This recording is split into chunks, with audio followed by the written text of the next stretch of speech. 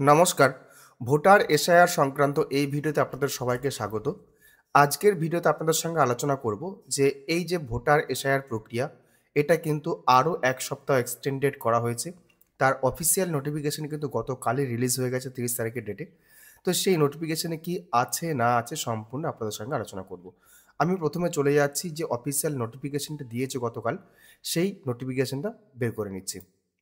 এটা হচ্ছে তার অফিসিয়াল নোটিফিকেশন, দেখতেই পাচ্ছেন যে ইলেকশন কমিশন অফ ইন্ডিয়ার তরফ থেকে যে দেওয়া হয়েছে নোটিফিকেশনটা সমস্ত স্টেটের ক্ষেত্রে, অর্থাৎ যেগুলো স্টেটে চলছিল এসআইআর, পুরো 11টা স্টেটের জন্যই কিন্তু এই নোটিফিকেশনটা জারি হয়েছে। আর তার কারণ হচ্ছে আপনার বিএলওদের যে অ্যাপ, যে আপডেটিং অ্যাপ বা ডিজিটাইজেশন অ্যাপ, সেই অ্যাপটা কিন্তু ভালোভাবে কাজ করছিল না, যার কারণে কিন্তু এটা আরও এক্সটেনশন করা হলো ১ সপ্তাহ। এবার এখানে দেখতে পাচ্ছেন SIR of electoral roll WRT ১/১/২০২৬ has qualifying date revised schedule. এবার যে ডেটগুলো দেওয়া হয়েছে নতুন করে সেটা দেখুন।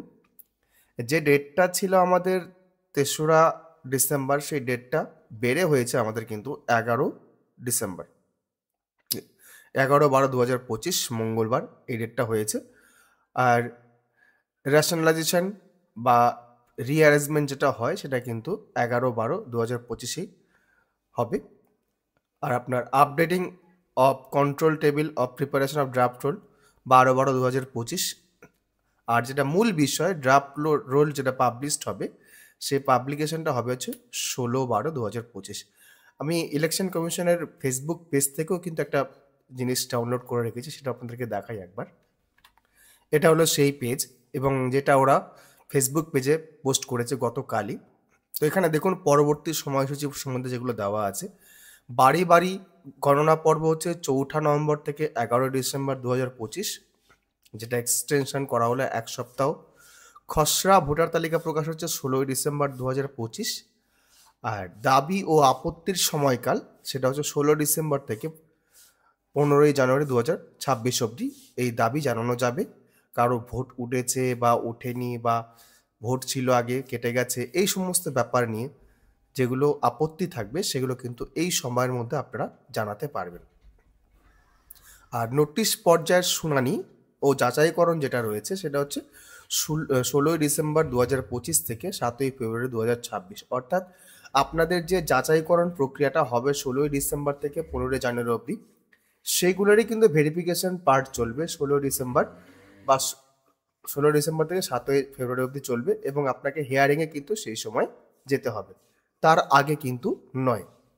আমি আবার রিপিট করছি কথাটাকে।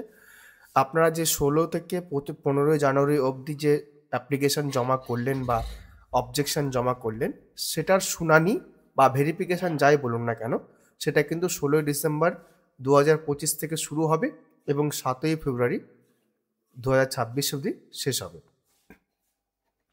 এটা হচ্ছে।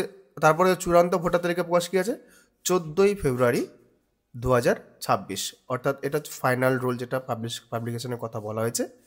সেইখানে আপনারা কনফার্ম হয়ে যাবেন কার নাম আছে বা কার নাম নেই।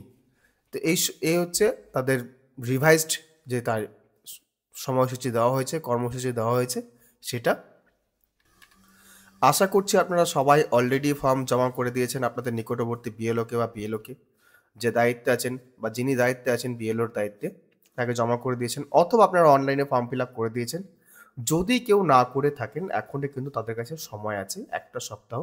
তবে যেটা শোনা যাচ্ছিল ২৫শে ডিসেম্বর লাস্ট ডেট হতে চলেছে, কিন্তু এরকম কিছু এখানে কিন্তু দেখা যাচ্ছে না যে ২৫শে ডিসেম্বর হবে। তবে পরবর্তীকালে দেখা যেতে পারে, যদি ইলেকশন কমিশন অফ ইন্ডিয়া যদি আবার রিভাইজড করে বা রিশিডিউল করে, সেক্ষেত্রে কিন্তু বলা যেতে পারে, হলেও হতে পারে।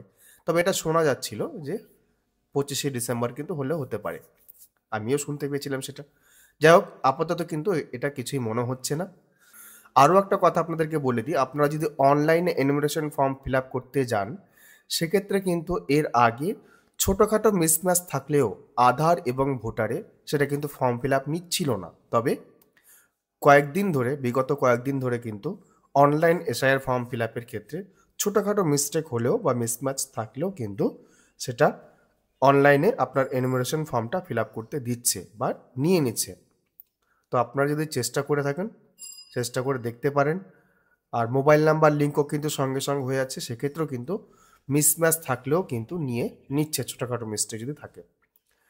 এই হচ্ছে আজকের ভিডিও। যদি ভিডিওটি কাজে লাগে অবশ্যই একটু লাইক করবেন, অন্যদের জন্য অবশ্যই শেয়ার করবেন।